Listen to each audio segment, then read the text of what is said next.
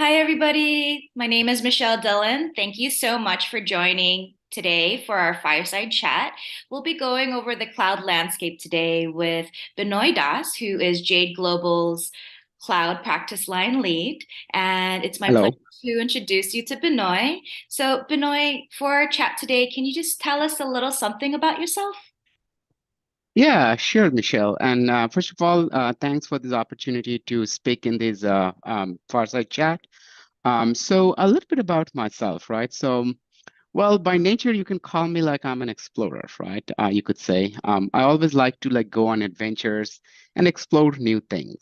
For example, this last summer, I decided to go on ice climbing on one of the North America's biggest ice field, which is close to Juneau, Alaska's capital, right? So while I was navigating these alien-like landscape, right, full of crevices, big and small, I could see our very own planet from a very different perspective.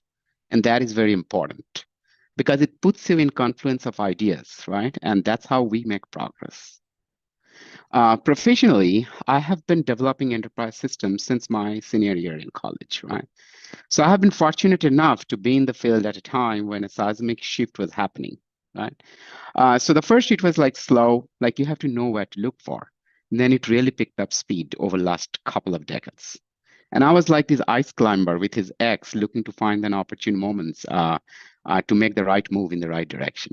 Uh, um, and there I was, working with the leader behind all this transformation, Amazon Web Services. This was during a time when they already established their dominance in providing the fundamental cloud computing services, and they were building little upstream, and they were building things like automation, machine learning, IoT, analytics, and such, right? So I have been instrumental in evangelizing many of their new things that they were building. More recently, I joined Jade to lead our AWS practice here to take Karan's vision of providing excellence to customers further forward to create a powerhouse of AWS resources who are ready to bring the benefits of AWS across different segments of customers who sometimes find that cloud is too big for them to navigate. Yeah. What an exciting and interesting hobby you have, Benoit. Just like the seismic shift that the cloud landscape is actually going Mhm.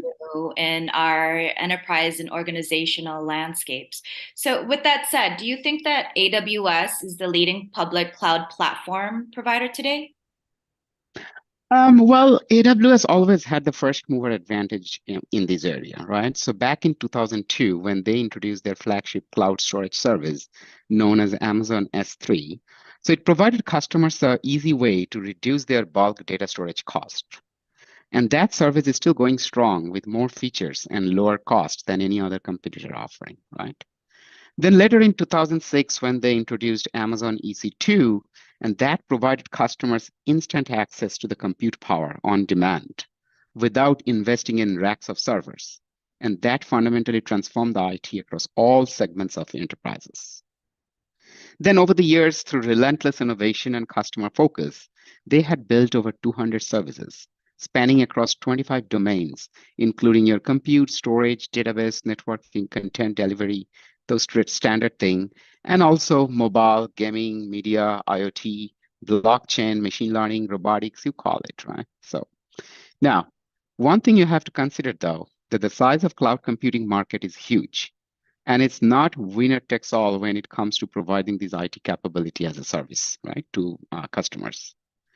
So, for example, according to the Gartner estimate, the worldwide public cloud spending was around 400 billion by end of last year, and it's still set to grow around 30% over the next couple of years, and slated to cross 600 billion by end of next year, 2023.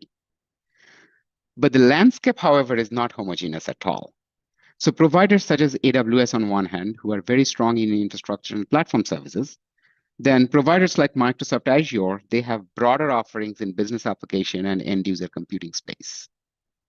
Similarly, within scientific community, Google Cloud may be favorite, but then there are other smaller providers such as Asia-centric Tencent or Alibaba Cloud, or Europe-centric OVH Cloud, or SMB segment-focused DigitalOcean. All these providers, they cater to specific geographic regions and specific market niche. Also, on the other side, there are SaaS providers such as SAP or Salesforce, who offer their application services over cloud. So then there are virtualization providers, right, such as VMware, that helps customers avoid the vendor lock-in by allowing them to seamlessly run their VMs across a variety of infrastructure, including their own cloud, right? So it's like there are different shades of gray all over the landscape. Those are some massive budgets that you had mentioned there in the billions. Yeah. So with that type of, financial model, what type of customers have you seen getting the most benefit from using AWS Cloud as their infrastructure? Yeah, well, it's kind of hard to quantify what type of customer get most benefits because I'll tell you what, there is not a single segment of customer that I have seen that cannot get benefit from the AWS, right? Although it is easier for some to reap the benefits of cloud than the others, right? So first comes to mind is your startups, right? So many of whom have moved on to become unicorns and beyond, right? So these are sort of digital native companies whose business model is designed around a digital value chain. So naturally, their dependence on IT is so much that they have no option doing it the old way. Like they cannot wait for weeks or months to test a new idea or roll out a new feature. So naturally, they are attracted to the instant provisioning of infrastructure that they can do on AWS.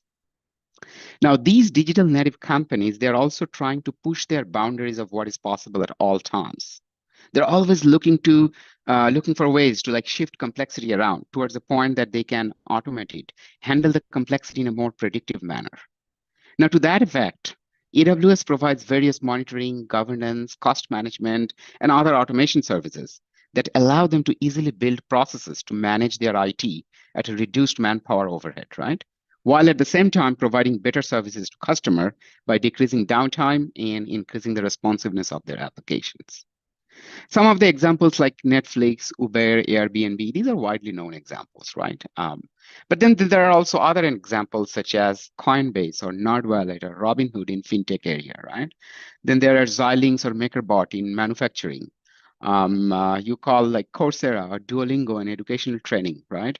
Transportation in Lyft. So all of these companies, one thing you will see that they always operate on a very, very slim margin. Hence, they have to be extremely nimble when it comes to the use of technology. And that's where cloud helps, right? That's where AWS helps. Now, on the completely other end of the spectrum are these large enterprise customers. Now, depending on where they are in their modernization journey, they use AWS in various ways. For example, I have seen large retail, travel, manufacturing, financial services organization who embrace AWS fully to run their business critical workloads. Capital One is one example, who have built their complete end-to-end banking solution on AWS. GE Oil and Gas, they moved their portfolio of application to AWS. Another GE subsidiary, GE Aviation, they are also in the process of doing so. In automobile, Nissan Motors is another customer who are in the middle of their data center exit, moving everything to AWS. Now, these organizations, when they are moving their infrastructure, their workload to AWS, they're not just looking for low-cost infrastructure. Once they move in, they realize they can actually build new capabilities using new technologies such as high-speed data streaming, low-maintenance data warehouse, highly scalable transactional data stores, event-driven integration, ready to train machine learning models, right? So oftentimes they use these to facilitate things such as straight-through processing, omnichannel experience for their customers, more human-oriented interface using voice and chatbots, right? All of these that were not possible or not easy to do before. So on AWS, they find the managed services that provide a platform on top of which they can easily build these advanced technologies. Yeah, from planes, trains, and automobiles, right? These technologies are really a driving force for us. And you mentioned Absolutely. you mentioned cost. So is AWS, is it really about running cheaper, or are there other advantages to it? Yeah, good question, Michelle. So let me tell you, like, as a matter of fact, um, running AWS or any public cloud, right? It's more about increasing the efficiency of the investment in computing and in manpower. It is not about running cheaper, right? So, like in fact, if you only compare the cost of running one single machine on AWS versus doing it yourself, you will see you might barely break even, right? So customers do not consider moving to AWS purely from cost savings perspective. Although that is a major driver, and done right, that even becomes a reality, but that's not everything, right? So let me expand, right? So in manufacturing sector, for example, various GE subsidiaries that I was talking about earlier, so when they decided to start moving their workloads to cloud, the driver behind that was to make their IT more agile. Because at that time, they were going through a reverse merger. So it was not possible to suddenly scale up their IT team and manage each individual entity's infrastructure using the conventional practices that they were using. So they took time to engage with AWS partners and adopted a phase-wise approach to move their back office ERP and CRM systems to AWS. And this not only reduced their fixed cost, but more importantly, it improved their management and governance processes. So each subsidiary can now there manage their own IT in a self-service manner. Now, while going through this transformation, they came to realize the value of the AWS services in other areas such as industrial automation, IoT, data ingestion, data analytics, real-time data warehousing, and so on. So moving on, what they did, they started to build system around shop floor management, design automation, manufacturing planning, like all of these areas that were traditionally used to run close to a factory location, so they were much harder to manage. With cloud-based manufacturing system, now they're much better positioned to adopt the lean manufacturing principle, making resource-intensive manufacturing segment much more leaner and much more cost competitive, right? In financial services industry, another example I can share with you is FINRA, which is the financial industry's regulatory body.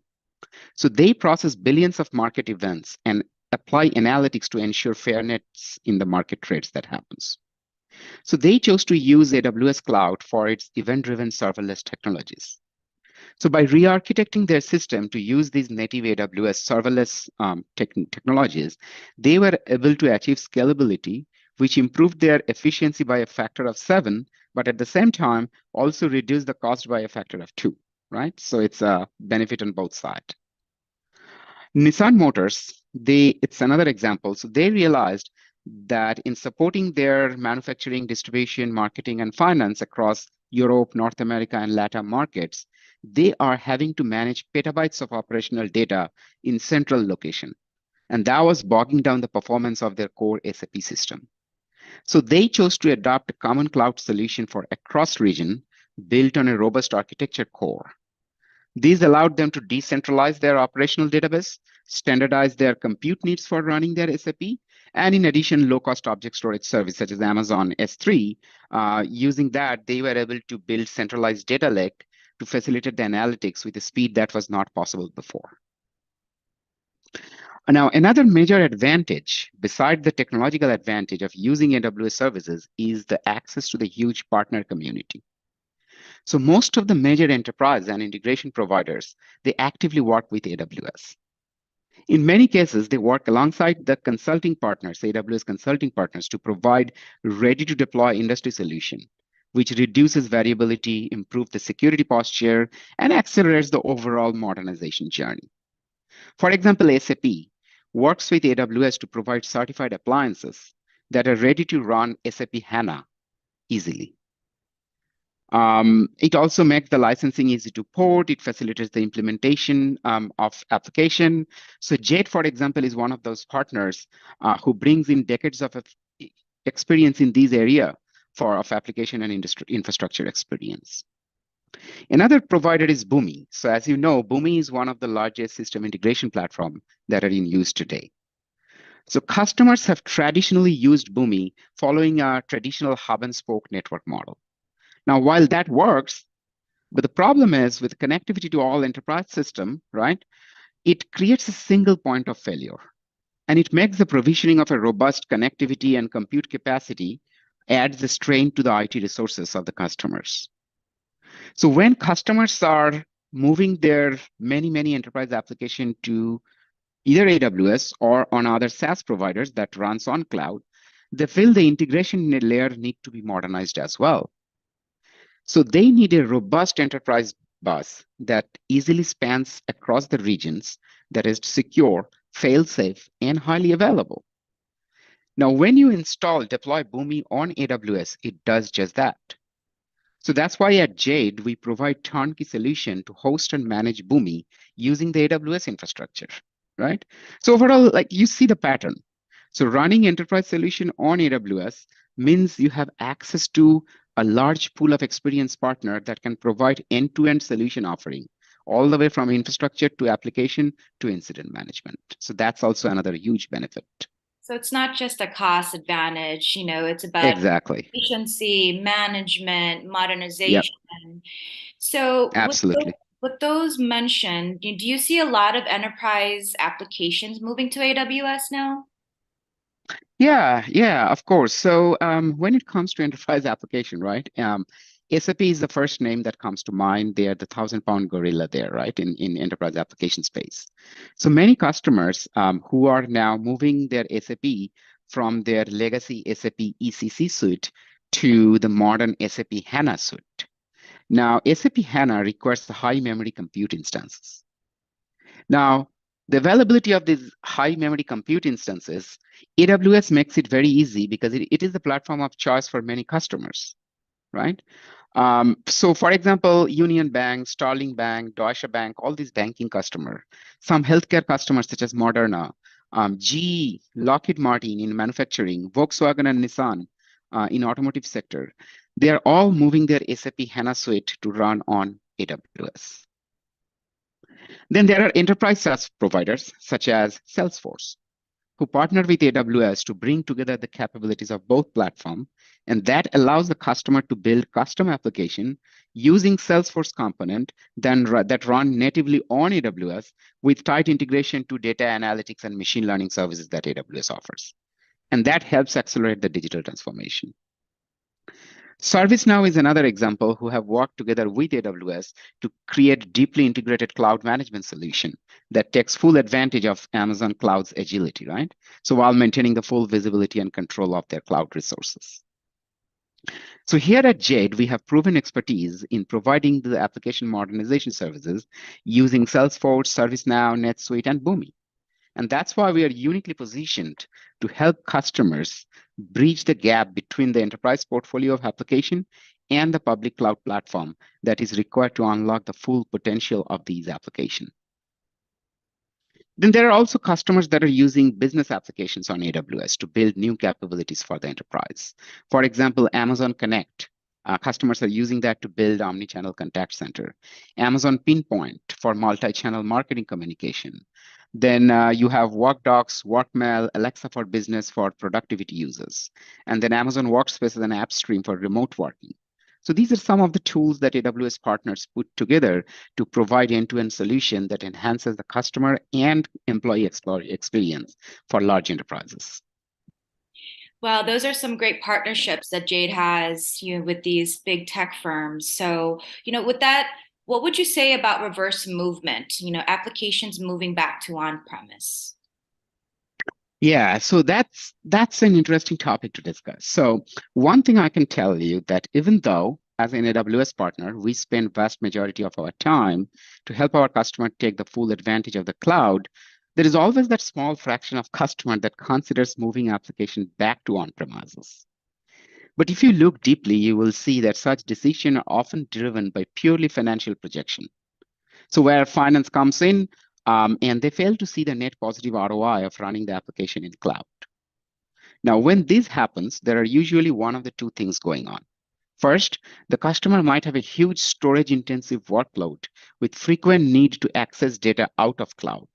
Or they might have only dabbled in the cloud with some non-critical application while most of their crucial business system remain on-premise. Now, there might be a very small percentage of cases where these are valid causes, but for the most part, the failure to realize the value from the cloud comes down to suboptimal management and governance. So many customers, during their migration stage, they fail to prioritize the cost.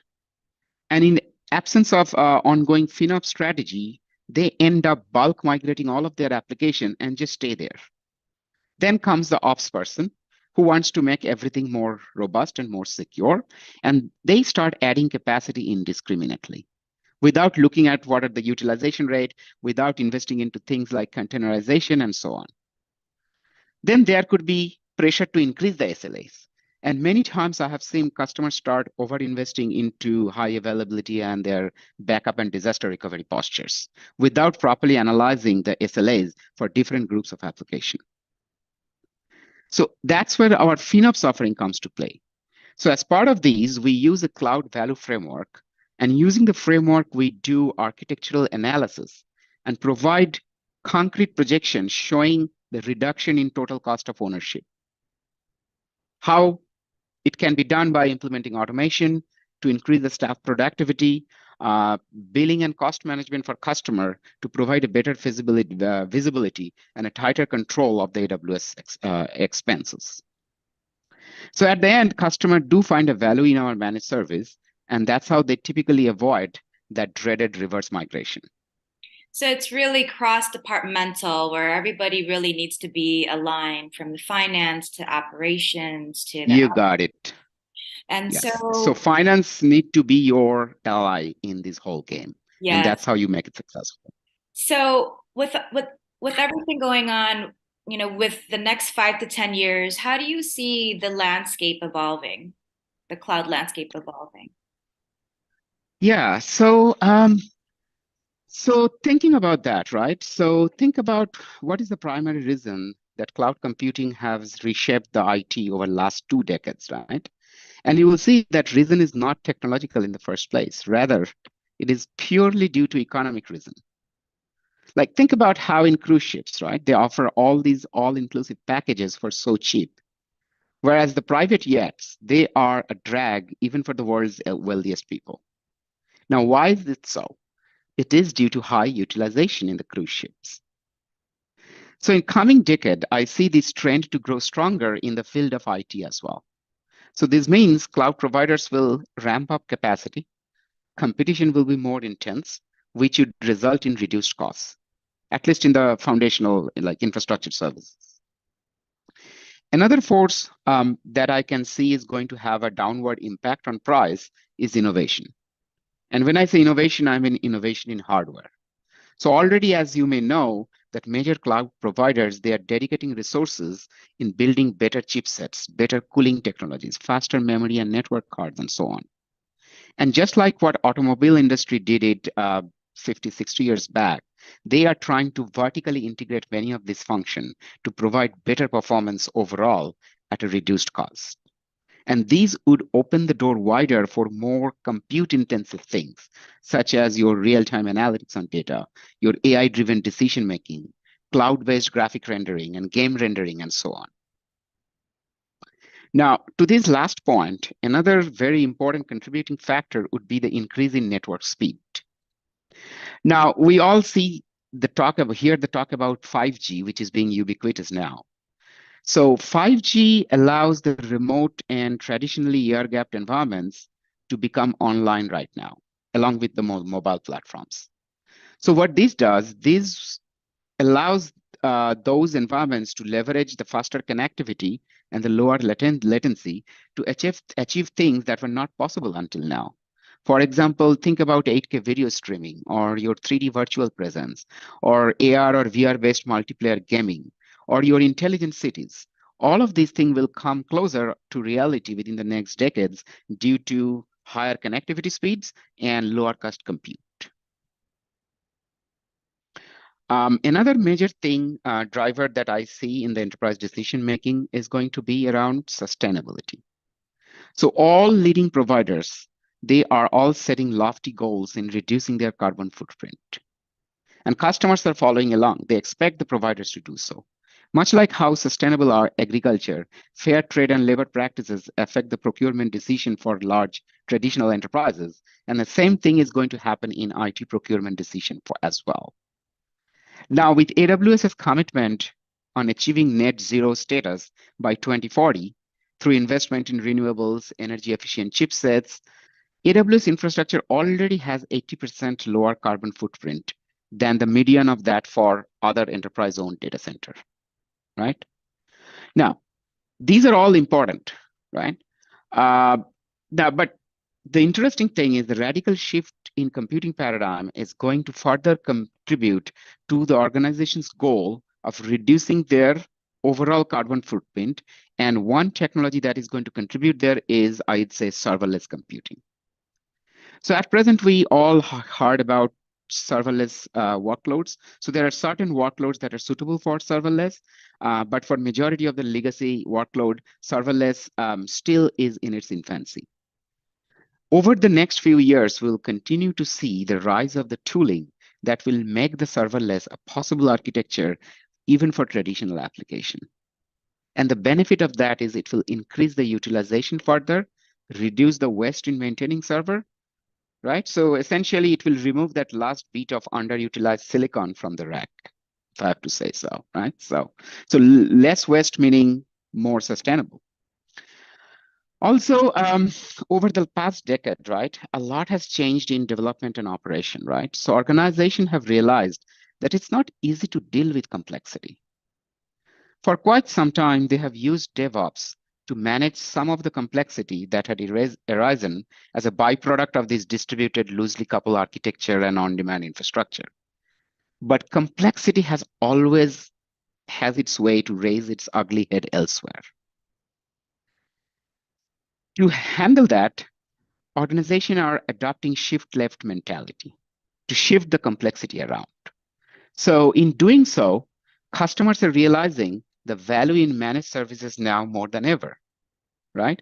As this new breed of applications, serverless and all these distributed application, they start coming to daylight, as more and more back office application starts interacting in more real time with your shop floor application, with your omni-channel customer touch point, the demand for managed services will grow even stronger, right? So we are already, for example, seeing what used to be 1 or 2 year long cloud migration contracts that we were doing are now being rolled into longer term managed service contracts. Because customers, once they see the benefit of freeing up their resources by moving their infrastructure to cloud, they want more. They want to continue down that path and want to free up resources in managing the cloud, right? And then additionally, staying on top of all this continuous innovation from the leading cloud providers such as AWS and continuously keeping the architecture optimized to leverage the benefits of the new technologies, this is not easy for customers to do because they are not in the business of running IT shop. So therefore, I see the AWS partner network is going to be becoming much more stronger with emergence of partners that have domain expertise in particular enterprise application who will also be providing turnkey solution that include management and optimization of cloud infrastructure that those applications run on, right? Yeah, so you mentioned speed, sustainability, simplicity. So with all those points taken, how is Jade positioned to ride this wave? Yeah, so Jade, as you know, we have a strong track record in helping businesses thrive through this digital modernization. So more specifically, Jade caters to large and medium enterprises in high tech, semicon, healthcare, life sciences, banking, and financial services. So all of these sectors are poised to see accelerated growth in cloud adoption. Now, there are many customers today that look for Jade to provide turnkey solution in hosting their CRM platform or their enterprise data lake or their integration layer on cloud. So that's why we are doubling down on our cloud initiative or AWS Cloud in particular, which is what I manage. So we now have a dedicated practice area, which is staffed with AWS certified professional who offer migration, cloud optimization, cloud-based data warehousing, and analytics services. On top of that, we are also ramping up our advisory capability. We can now provide cloud migration assessment following the AWS Cloud Migration Framework. Post-migration, or really any time during the customer's cloud journey, we also offer the architectural review and guidance following the well-architected framework. Additionally, to serve our customer better, we are also investing in hiring the best and training the people on AWS skills through a 7-stage program where we take a potential candidate and make her battle ready in 6 months, which we believe is going to help in addressing the acute skill shortage in cloud management and cloud native development that industry is facing. Also, we are working internally along with other service lines that we have to take various solution accelerators that we have built over the years for various industry focused function and retooling many of those for cloud. So one case in point is the Jade shop floor management solution. So that was originally designed to run on top of Oracle e-business platform. Now we are modernizing that suite of product to make it runnable on any database hosted on AWS or elsewhere using open source serverless front-end technologies, which will allow customers to easily deploy this solution around a relational database core just using object storage and serverless functionalities. So things like these accelerators that we are building, this is going to be a game changer, right? So let me end this by saying that I'm confident within the next couple of years, Jade will be considered one of the top tier AWS partner within the AWS partner ecosystem. I couldn't agree with you more, Binoy. Earlier, you mentioned a cruise ship. We provide that all-inclusive package. We're your partner for your digital transformation. We're hiring and we're training the skill sets that our customers will need. So we're ready to to be a part of this big seismic shift in correlation to your mountain climbing hobby. So thank you so much. Absolutely. Thank you so much for this insightful session today. And thank you, everybody who joined us and for their time. This is one of many fireside chats that we have coming forward. Please follow us on our social media channels on LinkedIn, on Twitter. And also, if you have any questions, contact us at info@jadeglobal.com or visit us online at www.jadeglobal.com. Thank you once again, Binoy. Your time is greatly appreciated. And thank you, everyone. See you next time. Yeah. Thank you, Michelle. Thank you, everyone. Bye Take care. now. Bye now.